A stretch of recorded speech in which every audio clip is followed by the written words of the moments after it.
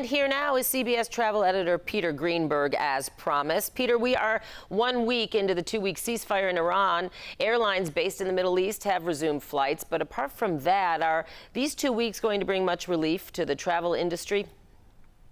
Sad to report, the answer is no.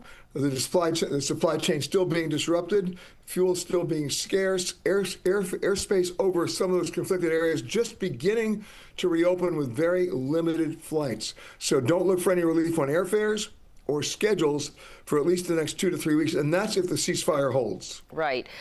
One interesting thing that kind of came up today, the United Airlines CEO floated the idea, apparently, about merging with American Airlines. Bloomberg says United's CEO pitched the idea to senior government officials. Thoughts on that? I mean, I would think there's a lot of antitrust concerns there. Oh, yeah, and we're just getting started because the actual regulatory hurdles that merger would have to make to be accomplished, I don't think they're going to be able to do that. It would actually create the largest airline in the world with very little competition other than Delta, number one. The actual merger that everybody's thinking about is another one that United Airlines is floating around, and that's United Airlines taking over of JetBlue, not merging with it, but buying it. JetBlue, of course, in a weakened financial position for quite some time now, based on its failed attempts to merge with American or with Spirit. Right now, that's what everybody's looking at.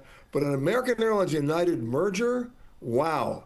I can't think of any administration, including the Trump administration, which has an anti-regulatory mood, that would allow that merger to happen the way it's being constructed.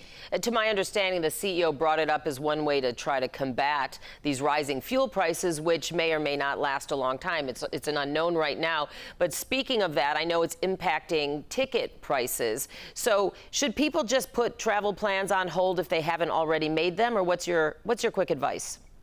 No, just the opposite. What they should do is buy your tickets now, because airfares are only going to go up in the short term. And should they drop, let's look, right now we're in April. You're booking a ticket for June or July. That's at least 2 or 3 months away.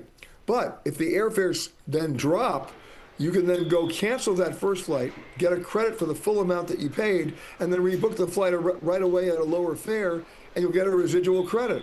So there's nothing to be gained by waiting at this point. All right, so you got to do your due diligence, though. Peter Greenberg, as always, CBS travel editor, thanks so much for joining us this morning. You got it, Dana.